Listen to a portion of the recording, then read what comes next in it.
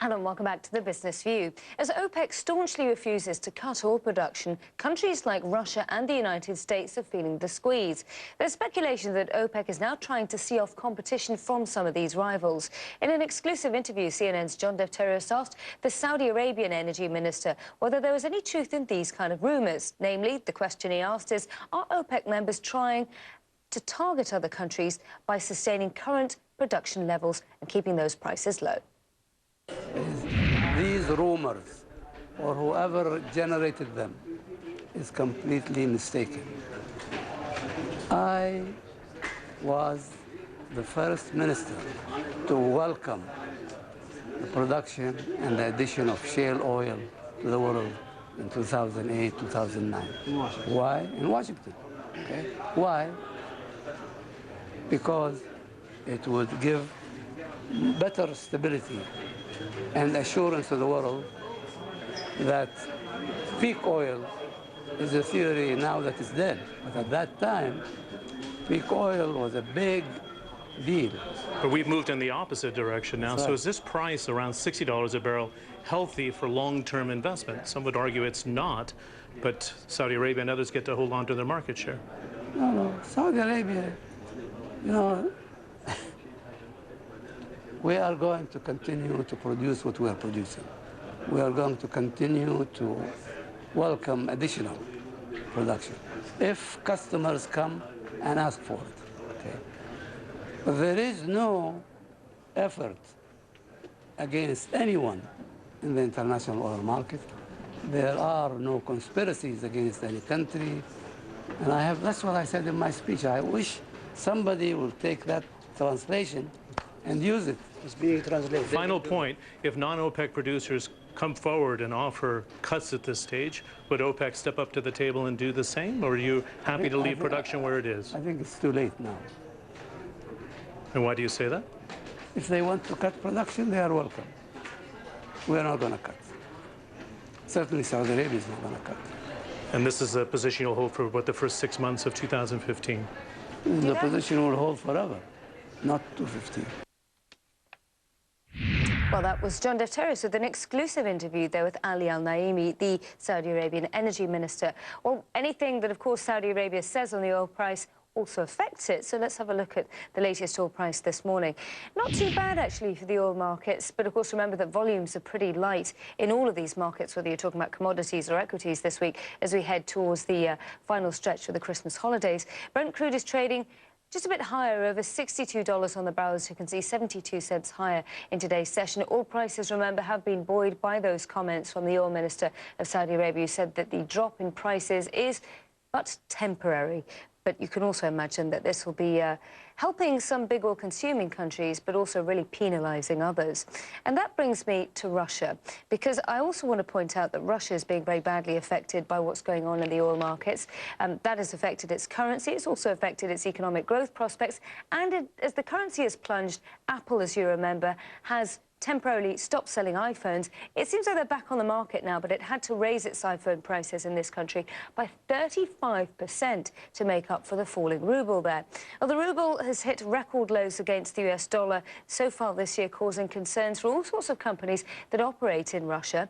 An iPhone 6 with 16 gigabytes worth of memory now costs almost $1,000 if you're buying it out there in Russia, and a lot of that has to do with the 49% plunge in the ruble, just as oil has fallen by almost the same amount. Now, let's explore the dynamics here between sanctions, oil and the Russian economy. Russia, of course, is frozen out by the West and buffeted by those sanctions in retaliation for its role in Ukraine. And today's low oil prices, even if they are inching up just in today's session, are the last thing, of course, that this nation needs right now. The country requires oil to be at around about $100 a barrel just to break even this very year. And its central bank has now warned that if oil prices stay at about $60 a barrel, GDP for the country could contract by up to 4.5% next year.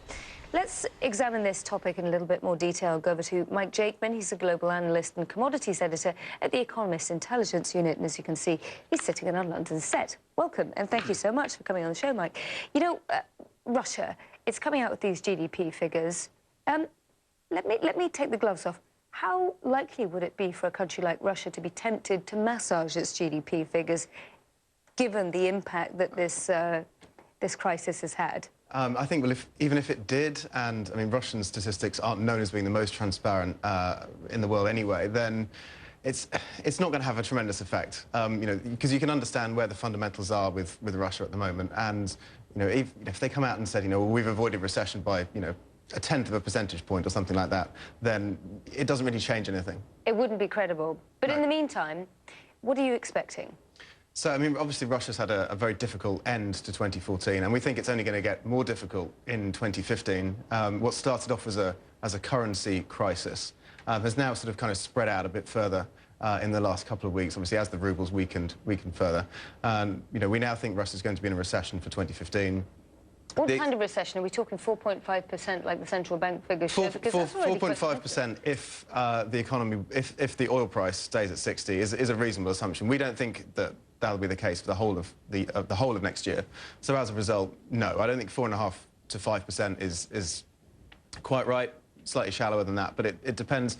The two big factors really are actually out of Putin's control to a certain extent. One of which is the decision by the EU whether or not to maintain sanctions in July next year, and the other factor is, of course, the oil price, neither of which, you know, the Russian government has direct control over. Well, there's something else that Putin has influence over, but not necessarily direct control over, that could scupper things for him in the next year. It's the corporate sector that is very heavily indebted in foreign currencies. Is that the real Achilles heel here? What's going to happen to it? Yes, you're right to point that out as being another concern. I think that what the Russian monetary authorities have decided to do is obviously they hiked up interest rates, as we saw last week, and now they're basically, you know, they've taken their stance and they'll dig their heels in. And the reason they did this was to make sure that foreign exchange reserves didn't dry up, which I think was smart. There's not a lot more they can do in a way. Now that they've taken that stance, they're just going to have to kind of hold the line. How much further do you think the ruble could fall? I mean, if it's down something like 49% already, we know that the Russian consumer is legendary in its resilience. But when you're seeing people like Apple hiking iPhone prices by 35% because the currency has fallen 49%, at some point the consumer's going to have to give here. Oh, sure. And next year is, you know, one of the big reasons why Russia will be in recession is because its private consumption is going to contract. And the reason that's going to contract is because inflation is going to be very high as a result of the ruble. So, you know, there is no doubt that consumer confidence is going to take a hit, despite that famous Russian resilience. So, you know, that's a big factor, and I don't think we can hide the fact that Russian consumers are going to be feeling the pinch next year. Mike Jakeman, thank you so much for coming on the show there from the Economist Intelligence Unit. Great to have your points of view on where Russia is headed, and perhaps in the near term, what GDP figures we could see released later on today. So you're watching The Business View live from London.